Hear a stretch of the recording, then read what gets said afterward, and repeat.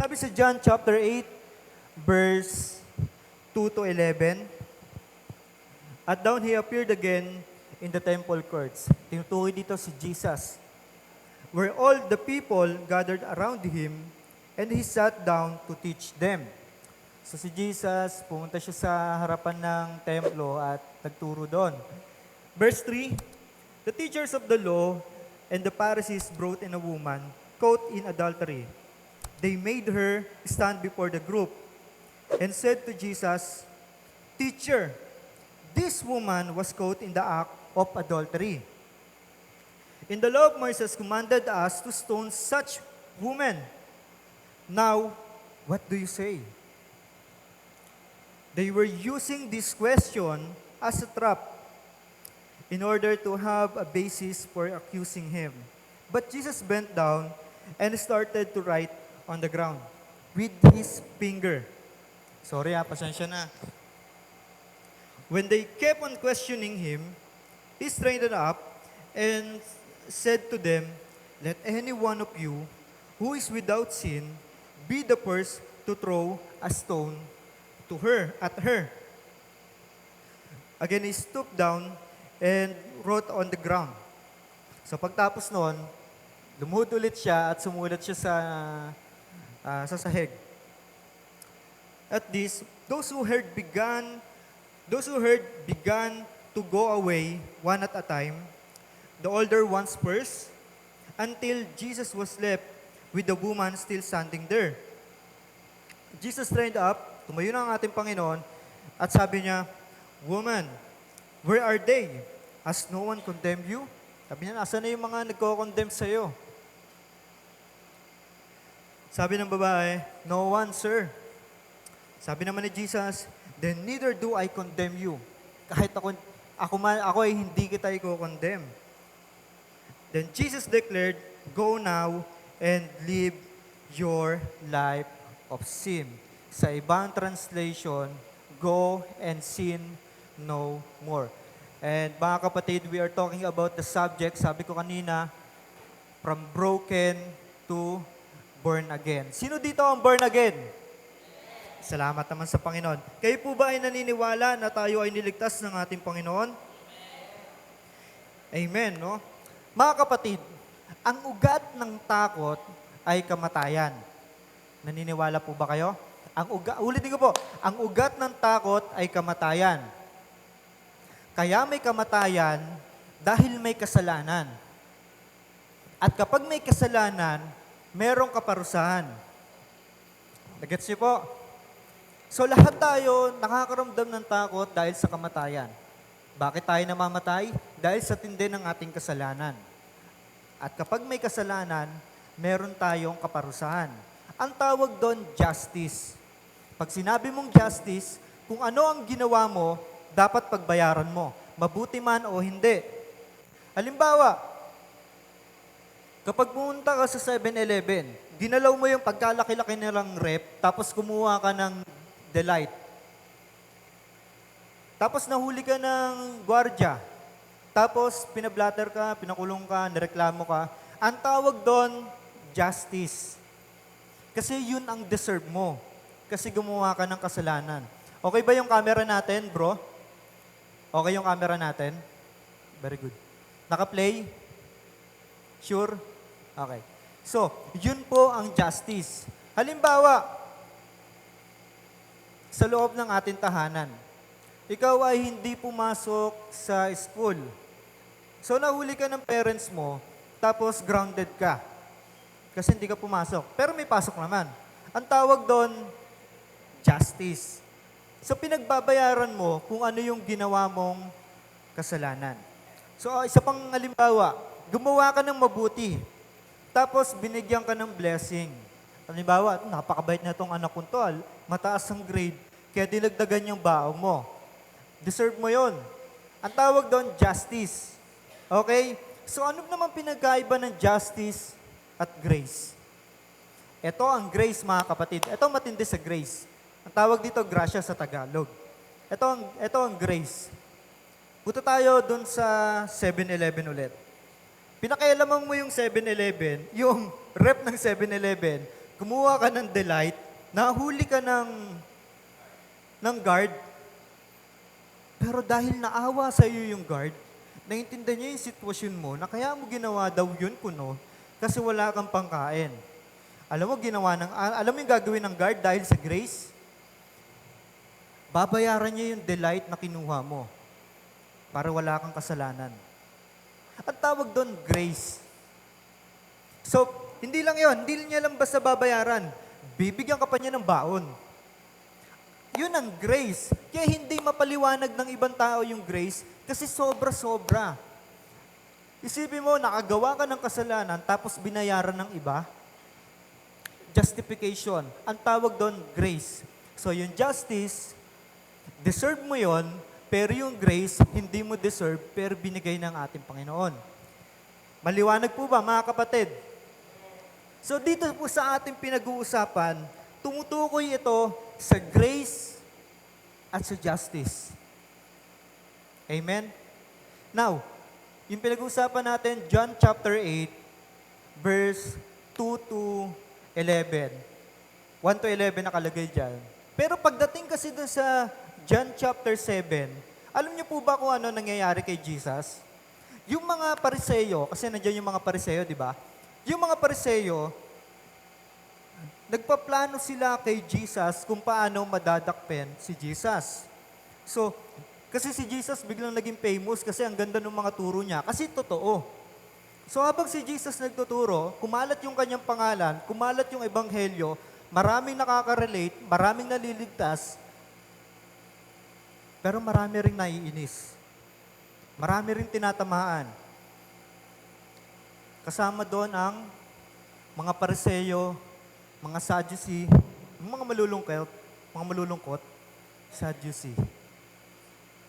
Okay, bukas nyo pa magigets yun. So, mga rabbi, galit sila kay Jesus kasi yung tinuturo ni Jesus, totoo pa sa totoo na alam nila. Amen? So, nagplano yung head ng mga Pariseyo, head ministry ng mga Pariseyo. Alam mo sabi, kailangan natin papatay si Jesus. Ngayon, doon sa chapter 7, ibubuod ko na lang, inahanap nila si Jesus para hulihin mismo. Pero hindi nila mahuli si Jesus. Hindi naman tumatakas ang ating Panginoon. Ngayon, ito sa John chapter 7, nandito si Nicodemo. Sabi ni Nicodemo, di ba bawal hulihin yung taong walang kasalanan? Kasi sa John chapter 3, nakausap na ni Nicodemo si Jesus. So pagdating dito sa 7, medyo close na talaga sila. May ano na. So ang ginawa ni Nicodemo dun sa part na yon, medyo pinadelay niya yung paghuli kay Jesus. Kailangan mo na siguro kailangan mo na may magawa siyang kasalanan. Hindi siya pwedeng litisin. Di ba? Kasi yari sila sa Roma, sa Roman Empire. Kasi dapat ang umuli sa kanila kay Jesus at ang magparusa dapat mga taga-Roma kasi under sila ng Roman Empire eh. Ngayon, last verse ng John chapter 7, ayun yung pinag-uusapan nila tungkol sa sinabi ni Nicodemo. Kaya pagdating dito sa John chapter 8, ito yung matindi nilang plano. Simpleng-simple yung kwento. Habang nagtuturo si Jesus sa tapat ng templo, maraming mga tao ang pumunta, may biglang eksena na nangyari. Biglang pumunta yung mga Pariseyo na merong kasamang babae na nahuli sa aktong nangangalunya. Kumbaga, may kabit. Hindi ko alam kung siya ang kabit o siya yung may kabit. So, basta kabit, no? Nangangalunya sa hindi niya asawa. Siyempre, di ba? So, itong babae to, half naked, sa ibang translation, talagang hubad talaga siya. So, pahiyang-pahiya yung babae. So, ganun yung scenario. Imagine niyo habang nagpipreach po ako dito, biglang may dumating. Ano yan? Tapos nakahubad dahil na-akto daw na nangangalunya. So, sabi ng mga Pariseyo, Teacher, di ba sabi sa batas nating mga Hudyo, na sinulat ni Moises, kapag nahuli nangangalunya ang babae, kailangan batuhin. Mababasa niyan sa Deuteronomy and Levitico, mga kapatid. Deuteronomy chapter 28 and Exodus chapter 20 onwards. So, pagdating doon, medyo na-corner si Jesus kasi kapag binato niya yung babae, papagalitan. Yari siya sa Roma, sa mga taga-Roma. Kapag hindi niya naman binato yung babae, irereklamo naman siya ng mga Pariseyo. Kasi nakasaad yun sa law nila eh. Ngayon, sabi ni Jesus, o sige, ganito na lang. Kung sino sa inyo ang walang kasalanan, siya ang unang bumato dun sa babae. Picture po natin yun, mga kapatid. Kung sino ang walang kasalanan, siya ang unang mag-judge dun sa babae. Siya ang unang bumato. Alam niyo po nangyari? Simple lang din. Umalis po yung mga tao hanggang sa si Jesus na lang, kasama sa umalis yung mga Pariseyo, hanggang sa si Jesus na lang yung natira. So pagdating doon, ang ganda ng sinabi ng ating Panginoon, nasa na yung mga nagko-condemn sa iyo, nasa na yung mga nagjo-judge sa iyo, yung mga gustong bumato sa iyo. Sabi ng babae, wala na po, Panginoon. Sabi ni Jesus, sige na, umuwi ka na at huwag ka nang magkasala muli. At doon po natatapos ang kwento. Amen? Amen. Now, mga kapatid, itong message na ito ay nakapokus sa kung ano ang ginawa ni Jesus. Ito ay nakapokus sa kung ano ang ginawa ni Jesus. At nagre-reflect ito sa kung ano rin ang ginawa ni Jesus sa akin, sa iyo, sa ating lahat. Amen po ba? Kaya pagdating sa John chapter 2, baybayin natin yung kwento mga kapatid. John chapter 8 verse 2, paki-flash kapatid. Sabi diyan, at down he appeared again in the temple courts where all the people gathered around him. Ito na po yung sinasabi ko na yung mga tao lumapit kay Jesus kasi magtuturo siya dun sa tapat ng templo. And he sat down to teach them. Next verse natin sa 3, sabi diyan, the teachers of the law and the Pharisees brought in a woman caught in adultery. They made her stand before the group. So, ito po yung sinasabi ko kanina. Habang nagtuturo si Jesus, habang nasa gitna ng ministry, may mga umiepal bigla-bigla. May mga biglang istorbo. Bakit? Kasi gusto nila itrap si Jesus. Now, mga kapatid, itong babaeng to, pinwersa nila na papuntahin doon sa harap ni Jesus. Bakit? Kasi nga may intention sila kay Jesus eh. Kasi pwede namang sila mismo na amang bato. Gets niyo po ba yung point? Pero dinala pa nila kay Jesus kasi gusto nila ulihin si Jesus. Now, alam niyo po ba, yung pakiramdam ng mahuli ka sa akto na gumagawa ng kasalanan? Okay, wala pang nahuhuli. Alam niyo po ba ang pakiramdam ng mahuli sa akto ng gumagawa ng kasalanan? Okay, example natin. Itong TV na napagkalaki-laking ito, ipa-flash dyan lahat ng nagawa kong kasalanan simula nung ako'y bata pa hanggang sa mga susunod pa. Sa tingin niyo po, may mukha pa akong iharap sa inyo? Wala na, di ba? Hindi na ako pupunta dito sa church. Napanood nyo na lahat ng mga ginawa kong kasalanan eh. Wag po kayo mag-alala, hindi lang din ako. Kayo din po. Kung ipa-flash dito, lahat ng nagawa nyo pong kasalanan, wala na po tayo mukhang maiharap sa isa't isa. At ganun po ang pakiramdam ng babae. Halimbawa, nakita dito, nagnanakaw ka. Grabe oh. Pawis na pawis siya habang ninanakaw niya oh. Nagkakating oh. Tapos nakikita pa kung paano ka magsinungaling. Nakikita pa kung paano ka... Wag na. Sobra na no? Pero, ang sinasabi ko po mga kapatid, ang tindi nung nararamdaman ng babae dito ng sobrang hiya. Imaginein mo, yung mga tao, ang pinagpupulong-pulungan nila ay yung kabanalan ng ating Panginoon.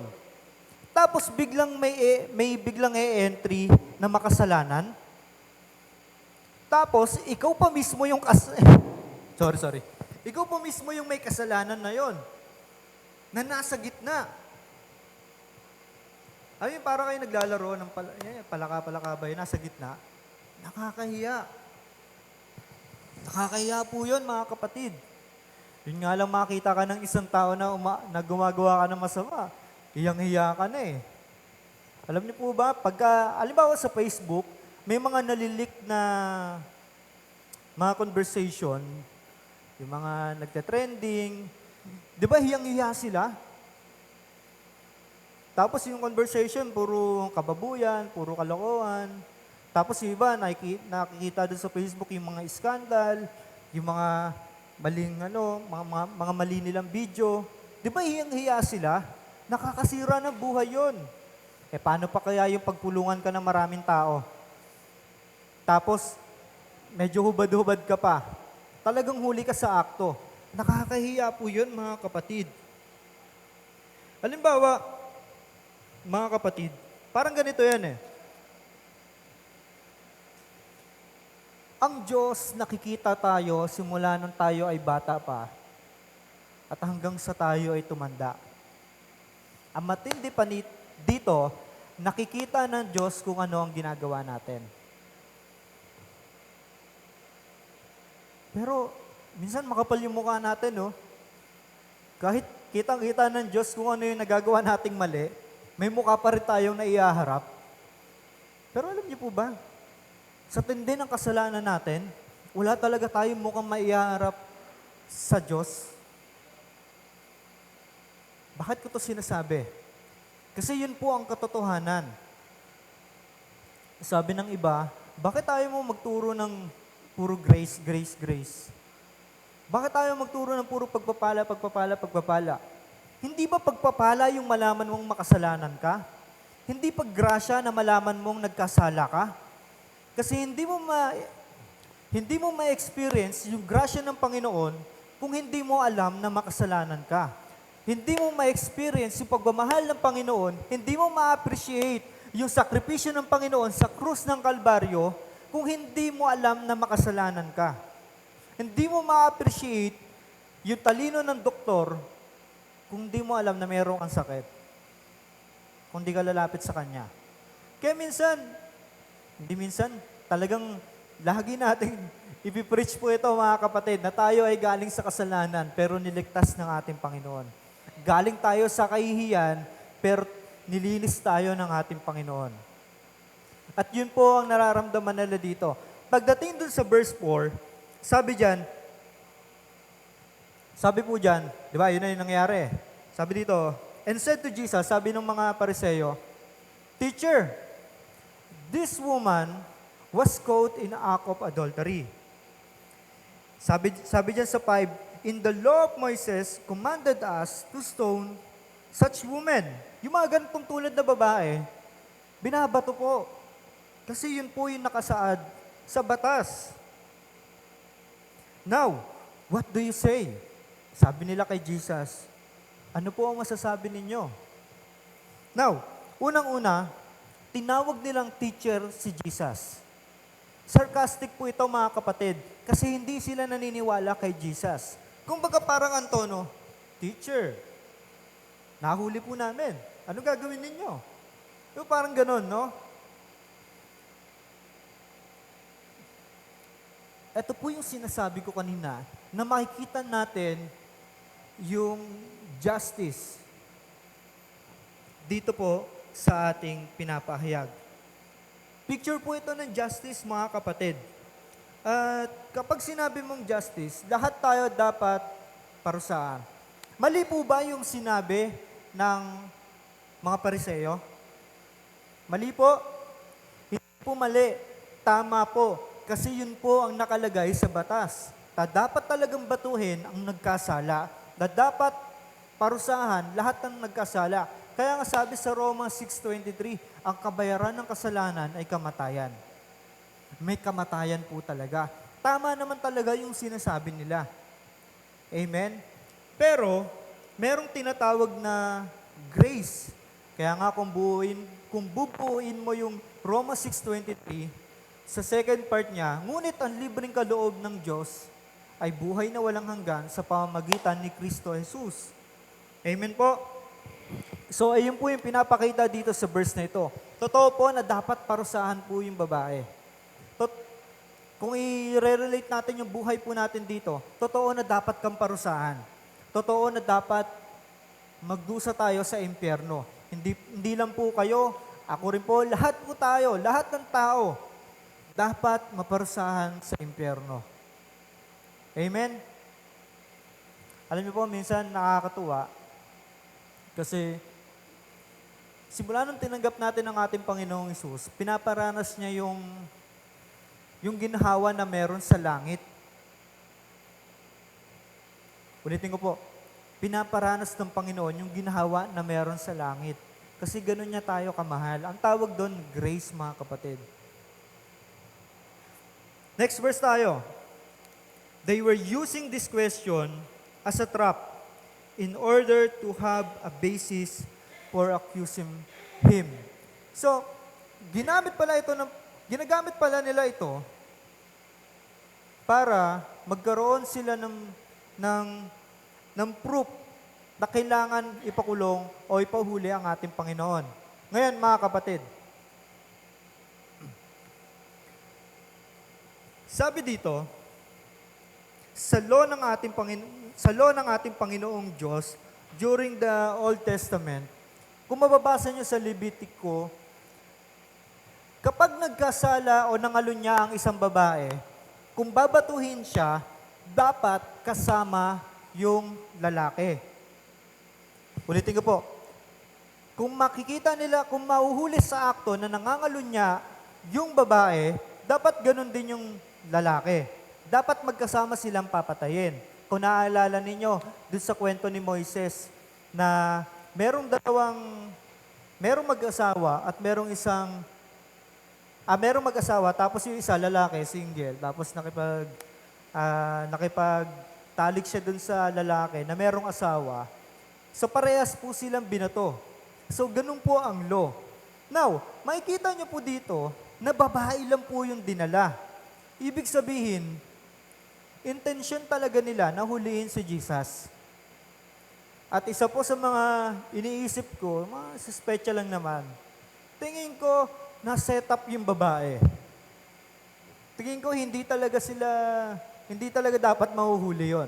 Kinuntsaba siguro yung lalaki na ganito, ganyan, may huliin kami, ganito, ganyan. Isipin nyo, dapat kasama dapat yung lalaki sa mababato. Pero ano ang ginawa ng mga Pariseo? Hindi, okay na itong babae lang. Kasi ang dapat lang naman talaga na gagawin nila ay hulihin si Jesus. So siguro nagkaroon sila ng konting awa kung dalawa pa yung mamamatay, no? Amen? Kaya nga mga kapatid, tulad ng sinabi ko kanina, kapag binato ni Jesus, kapag nag-decide si Jesus na batuhin yung babae, magsusumbong yung mga Pariseo sa mga Romano. Kasi dapat sila yung bumato. Sila dapat yung magbigay ng signal na parusahan yung babae. Now, kapag naman si Jesus, hindi niya binato at naawa siya dun sa babae, ang gagawin ng mga Pariseo, ipauhuli si Jesus kasi nilalabag niya yung batas. Kasi dapat batuhin di ba? Now, ano ang nangyari sa sumunod na verse? Punta tayo sa 7. Punta tayo sa 7. Sabi dyan, sa 6 pala, sorry. Sa 6. Punta tayo sa 6. Meron pala akong na-discuss dito, napakaganda po na ito mga kapatid. But Jesus bent down and started to write on the ground with his finger. Habang nagkakagulo yung mga tao, habang ready silang batuhin yung babae, si Jesus, ano ginawa? Ano ginawa ni Jesus? Siya ay lumuhod. Pagkatapos niya lumuhod, siya ay nagsulat sa sahig gamit yung kanyang daliri. Sa tingin nyo, anong sinulat ni Jesus? Odel.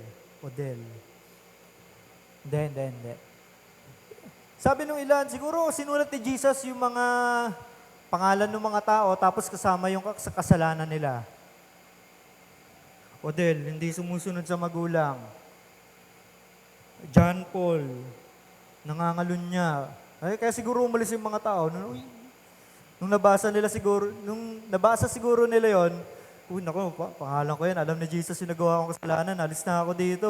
Siguro ganon, no? Pero hindi po ganon eh. Hindi po ganon mga kapatid, hindi po ganon. Habang sinisiyasat ko itong verse nito, sabi ko, ano ibig sabihin kaya nun? Kasi hindi luluhod ng Panginoon nang wala lang, tapos magsusulat, gamit yung daliri niya, habang nagkakagulo yung mga tao, kung dapat ba na i-judge yung babae o hindi. Sabi ko, Lord, ano ibig sabihin nun ng pagluhod mo? Hindi ko na siguro, sabi ko, Lord, di ko na tatanungin kung ano yung sinulat mo doon. At sabi doon sa Exodus chapter 31, verse 18, dito po ako dinala ng ating Panginoon. When the Lord finished speaking to Moses on the Mount of Sinai, He gave, he gave, he gave him 2 tablets. Ito po yung 10 utos of the covenant law. The tablets of stone inscribed by the finger of God. And dinala ako ng Panginoon doon sa time na sinulat niya yung law. Gamit ang kanyang daliri. Ano ang meron dito sa Exodus chapter 31? Yung unang version niya nasa Exodus chapter 20. Alam niyo kung ano meron? Yung mga tao nagkakagulo kung dapat ba sila sumamba sa araw ng Sabat o hindi. Ganon, nagkakagulo. Pero kahit nagkakagulo sila, alam mo ginawa ng ating Panginoong Diyos dun sa Luang Antipad? Siya ay nakipag-meet kay Moises. Kumbaga bumaba siya sa langit at pumunta doon sa bundok ng Sinai at ginagamit yung kanyang daliri, sinulat yung 10 utos. So, doon balik tayo sa chapter 8 ng John, sa verse 6, habang nagkakagulo rin yung mga tao, si Jesus lumuhod din at sumulat doon sa sahig, doon sa bato. Parang sinasabi ng ating, hindi parang, ang sinasabi ng ating Panginoon, ako yung sumulat ng batas, tinatry nyo akong hulihin, tinatry nyo akong lokohin, ako yung sumulat ng batas.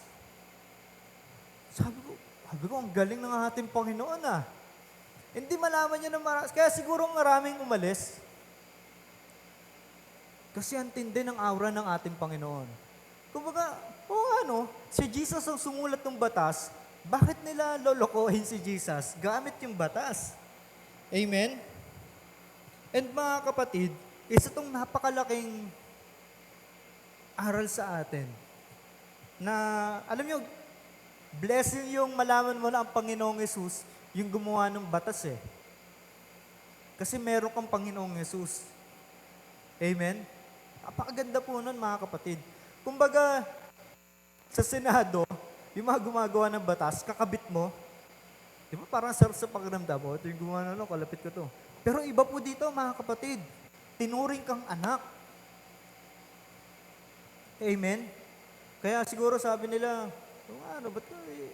ba't ko ilolokohin si Jesus? Ba't ko itatrap si Jesus dun sa bagay na siya mismo ang gumawa? At napakalaking insulto po yan mga kapatid. Ang tindi po ng ginawa. Isa po sa mga significant ng pagluhod ng ating Panginoon is pagpapakumbaba ng ating Diyos. Grabe, no? Diyos na mismo yung lumuhod. Diyos na mismo yung bumaba dun sa Mount of Sinai para magkaroon ng kaayusan. Kasi sa totoo lang, hindi tayo makakaakyat sa langit. Kaya ang Diyos na mismo ang bumaba. Picture ng ating Panginoong Yesus. Amen po? Pagdating dun sa verse 7, sabi diyan, when they kept on questioning him, he straightened up, tumayo siya. Sabi dito, siguro nagsusulat si Jesus. Tapos nagtatanong-tanong sila, Lord, ano na? At tumayo si Jesus.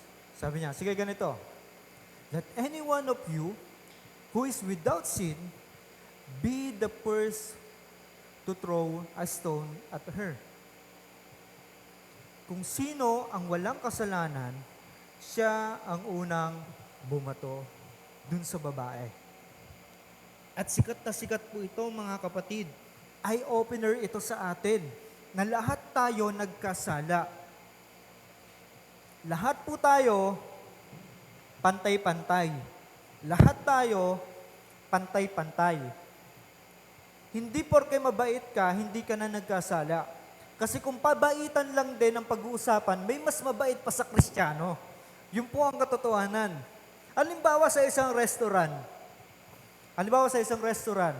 Sino mas mabait? Yung waiter o yung customer?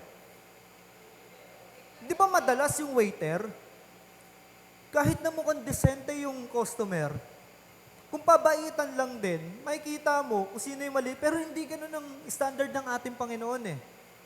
Kasi lahat tayo mababait. Kung ang standard ng Diyos para mapunta ka sa langit, pabaitan, hindi na siya bababa. Kasi alam niyo po, may mga drug lord na mababait din. May mga pumapatay ng tao na mababait din. May mga nangre-rape na mabait din naman. Amen? So, hindi pabaitan. Hindi paramihan ng donasyon. Isa pang example. Andito na ako, sige, tataas na ako. Hindi porke mas marami kang attend sa church, mapupunta ka na sa langit. Yun po ang katotohanan, mga kapatid. Hindi porke marami pong pumupunta sa church, ay marami din maliligtas. Hindi naman porke konti ang pumupunta sa church, konti rin na maliligtas. Now, ang tanong, ano ang pinunta mo dito? Sino ang pinunta mo dito? Bakit ka pumupunta dito sa church? Ngayong pwede ka naman magpahinga dun sa bahay ninyo. Alam nyo, bakit di po kami nag-live? Alam nyo, ba't di po kami nag-live? Para yung mensahe sa inyo po. Kasi nag-effort po kayo eh. Ganun po kayo kahalaga sa ating Panginoon. Amen po. Now, sabi dito, kung sino ang hindi nagkasala, siya ang unang bumato. Now, pagdating dun sa verse 8, brother, sunod pa, verse 9, lahat po sila ay umalis. Pakibalik dun sa verse 7, pagdating dun sa 9, di ba lahat sila umalis? Isa lang ang ibig sabihin, lahat tayo nagkasala. Lahat po sila na nandoon ay nagkasala. Alam niyo po, ang galing-galing ng ating Panginoon. Kasi lahat sila, ang tingin nila sa sarili nila, banal. At ang kaisa-isang nagkasala ay yung babaeng nasa gitna. Now, dahil sinabi to ng ating Panginoong Yesus, na-reveal na lahat tayo ay makasalanan. Lahat sila ay nagkasala. Alam niyo po nangyari? Alam niyo po nangyari doon sa verse 9? Pwede po paki-flash. Sabi niya sa verse 9, at this, those who heard began to go away one at a time. Lahat sila unti-unting umalis. Alam niyo po kung ano nauna? Umalis? The older ones first. Bakit? Bakit kaya? Sabi ni Jesus, kung sino ang di nagkasala, umalis. Bumato. Siya ang unang bumato. Tapos ang unang umalis, yung ang matatanda. Kasi kung magbibilangan tayo ng kasalanan, mas maraming nagawang kasalanan yung mga matatanda. Kesa dun sa 15 years old. Totoo naman, di ba? Pero alam niyo po mga kapatid, lahat po umalis. Lahat po umalis. Ibig sabihin lahat nagkasala. Sa tingin ng ating Panginoon, marami ka mang kasalanan o konti man ang kasalanan mo o isa lang ang kasalanan mo o yung isang yon, kalahati lang doon yung kasalanan mo, kasalanan pa rin. Kaya lahat sila umalis eh. Hanggang sa si Jesus na lang ang natira. Hanggang sa ang Panginoong Yesus na lang ang natira. Then naalala ko yung mensahe ng ating Panginoon. Mga kapatid, hindi natin sinasabi na walang kasalanan yung babae. Inuulit ko po, hindi ko po sinasabi o wala sa mensahe na walang kasalanan yung babae. Mabigat ba ang kasalanan? Mabigat ang kasalanan ng babae. Bakit? Kasi siya ay nagkasala. Amen? At alam niyo po ba mga kapatid, kung mabigat yung kasalanan ng babae, mabigat din yung kasalanan natin. Pero alam niyo po matindi dito, lahat tayo ay may hawak na bato. Inuulit ko po, lahat tayo ay may hawak na bato. Yung bato, hindi yan literal na bato judgment yan. Ito kasi matindi. May mga hawak tayong judgment sa sarili nating buhay. May mga gusto tayong i-judge, pero tayo rin naman, nagkasala. Tayo rin naman, minsan na nangalunya. Hindi man sex, kundi sa ibang bagay. Hindi naman sa atin, pero pinapakailaman natin. Hindi naman tayo dapat nandun, pero nandun tayo. Wala naman tayo dapat dun sa lugar na yon, pero nandun tayo. Lahat tayo nangalunya. Lahat tayo nagkasala. Pero matindi kasi, lahat tayo may hawak ding bato. Ang ibig ko pong sabihin, lahat tayo ready mag-judge kesa magpatawad. Alam niyo ba't sila umalis? Kasi na-realize nila na yung batong hawak nila, pwede rin nilang ibato sa sarili nila. Na yung judgment na meron tayong hawak, pwede rin natin ibato sa sarili natin. Kaya nga, pagdating doon, talagang na-humble lahat ng tao eh. Kaya pag tatayo po tayo dito, kapag pupunta tayo sa church, hindi natin tinitignan yung kasalanan ng ibang tao. Ang tinitignan natin, yung kabanalan ng ating Diyos. Kasi kung titignan natin yung kasalanan ng tao, dapat tignan din natin yung kasalanan natin.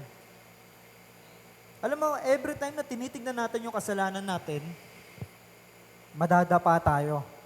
Hindi tayo makakausad. Paano makausad? Bitawan mo yung bato na meron ka. Bitawan mo yung judgment na hawak-hawak mo. Kasi kung meron man dapat mag-judge, ang ating Panginoong Hesus yun. Amen po? Now, sabi po dyan, sa verse 10, Jesus straight up and asked her, "Woman, where are they?" Sabi doon, nasa na sila? Has no one condemned you? Nasa na yung mga nagko-condemn sa'yo? Sabi ni Jesus, sumagot yung babae, "No one, sir. Wala na po sila." At sabi ng ating Panginoon doon sa verse 11, sabi niya doon, "Then neither do I condemn you." Kahit ako, hindi kita i-condemn. Kung sila na makasalanan, hindi ka kinondemn, ako na banal, hindi rin kita i-condemn. Bakit? Alam niyo po, iniisip ni Jesus, dun sa babaeng yon, bakit niya di niya kinondemn? Alam niyo po kung bakit? Kasi alam ng Panginoon na isasakripisyo niya yung buhay niya para dun sa kasalanan na meron yung babae. Kaya sabi diyan, "Go now and live your life of sin." Sa ibang translation, ang ganda eh. "Go and sin no more." Nagkaroon ng restoration, mga kapatid. Nagkaroon ng pag-aayos. Kasi lahat po tayo, broken image sa harapan ng ating Panginoon. Big deal ba ang kasalanan? Inulit ko po, big deal ba ang mga kasalanan? Ang kasalanan? Amen. Kukunti na lang tayo dito. Sumagot na po kayo. Big deal Amen. ba ang kasalanan? Amen. Kasi kung hindi big deal lang ang kasalanan, hindi bababa si Kristo para sa'yo. Ang tindi po ng kasalanan. Ang kasalanan ang magdadala sa iyo sa kapahamakan. Pero ang Panginoong Hesus ang magdadala sa iyo sa buhay na walang hanggan. Kasi ganon kabuti ang ating Panginoon, mga kapatid. Ang gusto ni Jesus, ihatid ka sa buhay na walang hanggan. Ang gusto ng kasalanan at ng kaaway, ihatid ka sa kapahamakan. Alam nyo, kawawang-kawawa yung babae. Kasi nadamay siya doon sa kasalanan at kamuhian ng mga Pariseo. At ganun po si Satan. Ganun po ang kaaway. Dahil ayaw niya sa Diyos, idadamay ka niya. Kaya nga, minsan, darating yung time sa buhay natin na madadapa tayo, magkakaroon tayo ng disappointment sa buhay, malulungkot tayo, kasi si Satan, yung kaaway, pilit tayong hinahatak sa kamay ng ating Panginoon. Pero alam niyo po, sabi ni Jesus, go and live no sin. Mabuhay ka ng walang kasalanan. Nagkaroon ng restoration. Alam niyo po, mga kapatid, sabi ko kanina dun sa devotion, wala pang 1 minuto, sabi niya kasi ni Pastor Jim, wala pang 2 minuto eh. Pero nilagay ko yung sarili ko doon, wala pang 1 minuto. Brother, sister, marirealize mo na sayang pala yung buhay ko doon sa lupa. Aray ko, sayang pala. Sana inayusan ko na. Sana binigay ko yung the best ko.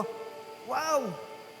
Kaya lahat tayo, mga kapatid, aasa dun sa pagkamatay ng ating Panginoong Hesus. Amen po? Alam niyo po, pinagkaiba ng, sinabi ko na to kanina, alam niyo po, pinagkaiba ng justice at grace? Yung justice, sumisigaw na dapat kang maparusahan. Yung grace, sumisigaw na dapat kang pagpalain.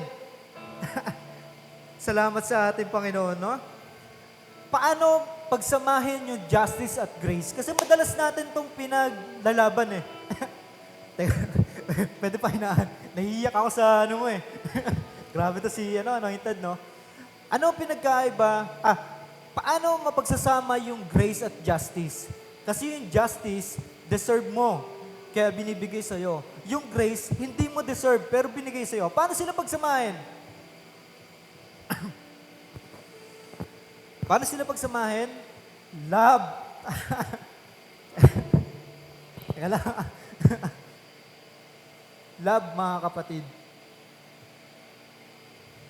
Sa law of Moises, meron silang 613. Teka lang, naiiyak ako eh. 630. Pwede po tayo tumayo, mga kapatid. Meron silang 613 na law na kinokondem tayo. Pero ang ating Panginoong Jesus, meron John 3:16. Sabi doon, gayon na lamang ang pag-ibig ng Diyos sa sangkatauhan. Ano mo, bata ko naiiyak? Kasi niligtas ako ng Panginoon eh. Kristiyano din kasi ako, mga kapatid. Lahat tayo dito nagkasala. Lahat tayo dito nangangailangan ng biyaya ng ating Panginoon. Alam niyo, kapag lumapit ka sa Panginoon, naalala ko yung alibugang anak. Nung siya ay umalis at gumawa siya ng kalokohan sa kanyang tatay, kumbaga dinisrespect niya. At nung siya ay nasa wilderness, talagang gutom na gutom, nagkaroon siya ng realization na dapat pala teka nga, meron akong tatay ah. At alam niyo, doon sa realization niya, kahit ang nagtulak sa kanya para bumalik sa kanyang tatay ay yung kanyang gutom. Alam niyo po, habang siya ay papalapit sa kanyang tatay, alam niyo kung sino una nakakita sa kanya? Sa kanilang dalawa? Yung tatay. Hindi alam ng tatay kung kailan siya babalik. Pero yung tatay yung unang nakakita sa kanya.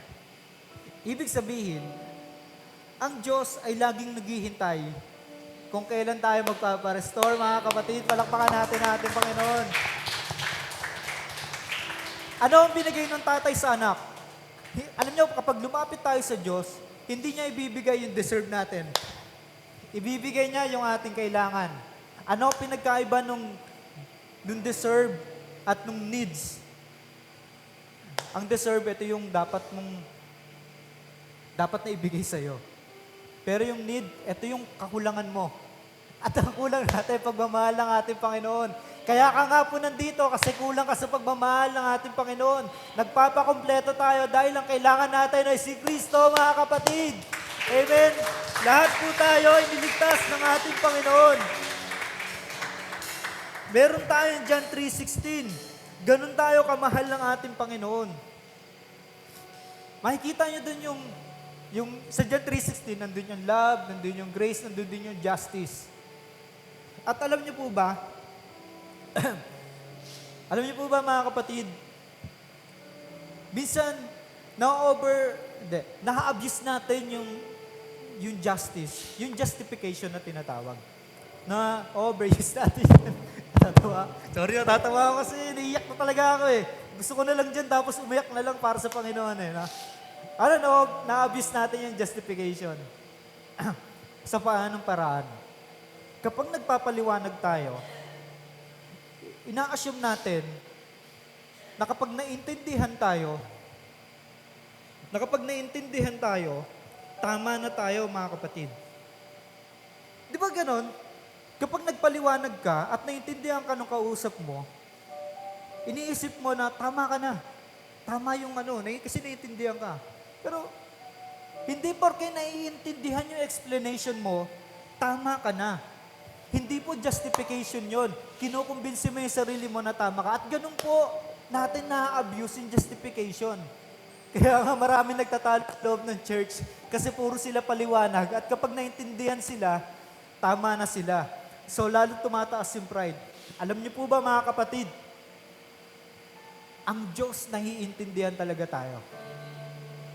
Alam niya kung bakit ka nagkasala. Alam niya kung bakit ka nanood ng porn, bakit ka pumunta ng bar, bakit ka nagiinom, bakit ka nagmura, bakit mo nagawa to sa asawa mo, bakit ka naging cause ng katisuran. Alam ng Panginoon yun, naiintindihan niya. Wala naman dito sa scripture na sinabi ng Panginoong Diyos, alam niyo, hindi ko kayo maintindihan mga tao. Wala naman siyang sinabing ganun, di ba? Pero hindi porke naiintindihan ka ng Diyos, tama ka na. Kasi hindi sapat na maintindihan ka. Alam mo kung ano makakapag-fulfill sa atin? Yung mabura yung kasalanan na nagawa natin. At walang iba kundi ang sakripisyo ng ating Panginoong Sus. Papuri sa ating Diyos, mga kapatid. Kaya po tayo nandito kasi lumalakad tayo sa ating Panginoon. Kaya po tayo nandito kasi lumalakad tayo sa kung ano ang pinapagawa ng ating Panginoon. Lumapit ka sa ating Panginoon. Kasi sa totoo lang, kaya ka nandito, broken ka eh. Kulang ka eh. May kulang sa iyo eh. Sabi ko nga po sa worship team, hindi porke nasa loob ka ng church, buo ka na. Minsan may kulang kasi nakakalimutan natin si Kristo. Kaya tayo nandito, mga kapatid, hindi lang ito tungkol sa mga unbeliever, tungkol din ito sa mga believer, mga kapatid. Tungkol din ito sa iyo na nakatayo dyan. Kinakausap ka ng Panginoon ngayon. Kailan pa? Kailan ka pa magpaparestore? Kailan ka pa maglilingkod sa Panginoon? Sabi nung iba, kailangan ko ng sign. Hindi mo kailangan ng sign. Ang kailangan mo, paalala. Kasi ang dami ng sign. Simula nang pumunta ka ng church, yun na yung sign na maglilingkod ka sa Panginoon. Ano pa ang hinihintay mo, mga kapatid? Alam niyo po, ang isa sa mga nagpapatisod sa atin, yung sarili din natin. Alam mo yung humingi ka ng tawad sa ating Panginoon? Humingi ka ng tawad sa ating Panginoon bago ka magsimba o bago ka lumabas o bago ka matulog. Tapos nagkakaroon ka ng doubt. Patawad ba ako ng Panginoon? Napatawad kaya ako ng Panginoon? Alam mo yung ganon? Na parang wala nang dating yung pagkatapos mo humingi ng tawad dahil iniisip mo yung tindi ng kasalanan na nagawa mo. Yung tindi ng pagsubok na pinagdadaanan mo, na kanya ka nagkukulang, hindi mo na maranasan yung pagpapatawad ng ating Panginoon. Mga kapatid, kapag wala nang dating sa iyo yung grace, may problema. Kailangan mong bumalik sa krus ng ating Panginoon. Kailangan mong tignan kung paano nagsakripisyo ang ating Panginoon. Kaya nga pinapaganda niya yung iyong pamilya eh. Kaya ka nga nandito kasi pinapaganda niya ang iyong buhay. Yan ang grace, mga kapatid. So bakit pa tayo mamumuhay dun sa panahon na hindi tayo pinapatawad? Pinatawad ka na. Romans 5:8, nung tayo ay makasalanan pa, pinatawad na tayo ng ating Panginoon. Nagsakripisyo na ang Panginoon ng kanyang buhay. Ngayon pa kaya na kay Kristo tayo, mamuhay po tayo ng malinis. Alam niyo po, mga banal po talaga tayo, mga kapatid. Yun po ang katotohanan. Hindi banal sa sarili nating gawa, kundi banal dahil nasa iyo si Kristo, ang tunay na banal at ang ating Panginoon. Amen? Sabi doon sa verse na Roma chapter 5, verse 1. Sabi diyan, our faith in Jesus. Mga kapatid, sabi dito, our faith in Jesus transfers God's righteousness to us. And He now declares us flawless in His eyes. Dahil sa pananampalataya natin sa Panginoon, naging maayos tayo sa paningin ng ating Diyos sa pamamagitan ni Kristo. This means we can now enjoy true and lasting peace with God. All because of what our Lord Jesus, the Anointed One, has done for us. Mabuti ang ating Panginoon.